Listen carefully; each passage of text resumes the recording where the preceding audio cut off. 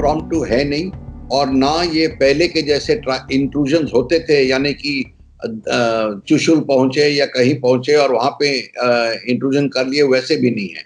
जो पॉइंट्स इन्होंने किए हैं, अब आप देखिए गोगरा, गलवान, हॉट स्प्रिंग्स, फोबरांग, चुशुल, ऐसे पूरे पॉइंट जो है नाकुला तक, इनमें से ऐसे भी जगह हैं जहां पे पहले वो आए नहीं है या कुछ 15-20 साल पहले आए हैं, कि इस टाइम जब वो आए हैं एक साथ इतने जगह पहुंच गए, मतलब उन्होंने सोच समझ के प्रीमेडिटेट करके, प्लानिंग करके फिर आए हैं।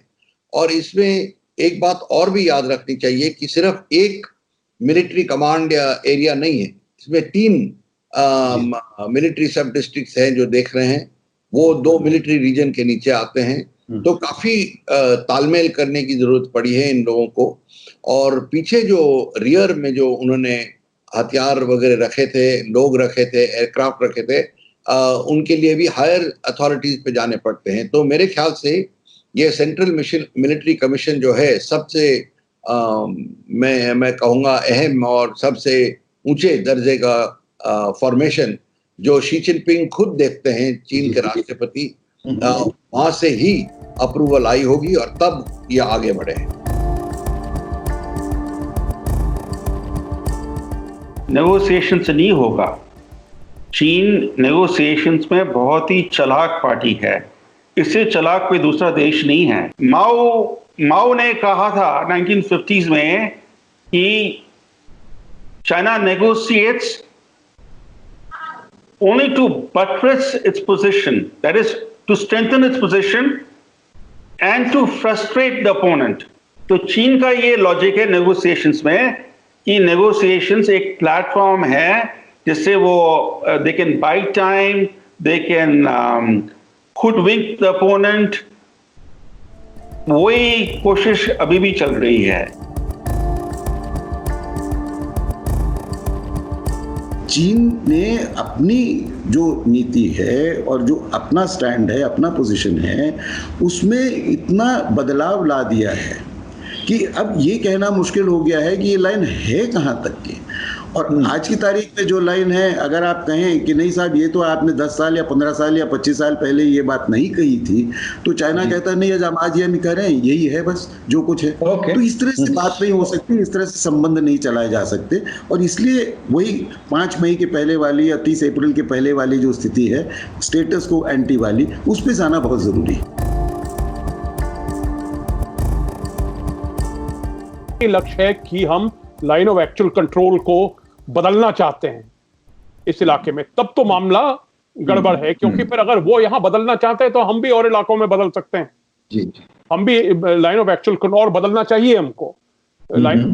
अगर वो लाइन ऑफ एक्चुअल कंट्रोल जिस पे एक मोटा मोटा समझौता था, जैसे मैंने पहले भी आपसे कहा कि 14 से 18-20 ऐसे इलाके थे जहां की हमारा परसेप्शन जो है वो फर्क था, पर ये इलाका नहीं था, गालवान का इलाका नहीं था। तो गालवान के इलाके पे जो ये नई हरकत हुई है, इसका सिग्नल ये होगा कि नहीं साहब, हम LAC मानते ही नहीं हैं, और जहां पे हम अपना फायदा समझते हैं वहां पे घुस आएंगे। तो अगर ये स्थिति आती है तो फिर तो भारत को भी इसके लिए तैयार होना चाहिए, और हमको भी एक कोई ऐसी स्ट्रेटजी कायम करनी चाहिए जिससे कि चीन दोबारा जो है इसको बातचीत से, डायलॉग से ये समस्या को हल कर।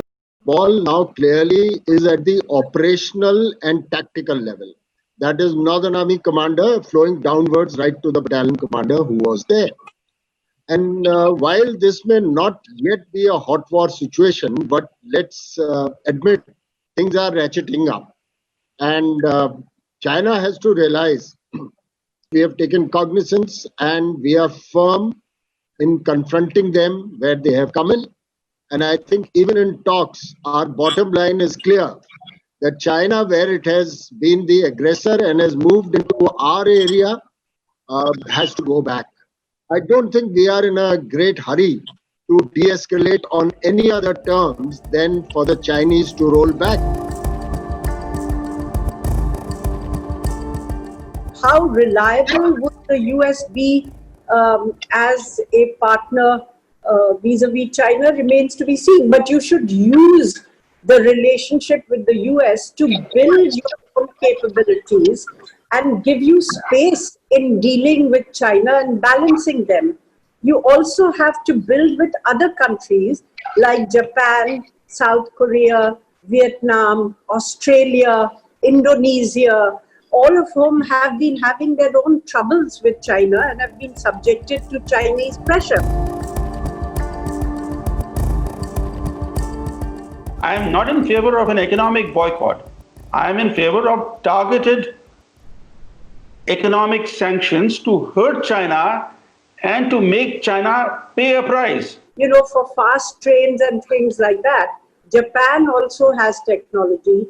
In many areas, South Korea has technology or Germany has technology. You can look at other partners and perhaps, in sectors which you deem important, it's worthwhile to pay a slightly higher price to keep China out of those strategically significant sectors. सबसे important चीज जो देश को चाहिए वो है political will. अगर देश के पास पॉलिटिकल विल नहीं है तो ताकत, कितनी भी ताकत हो, that will be useless.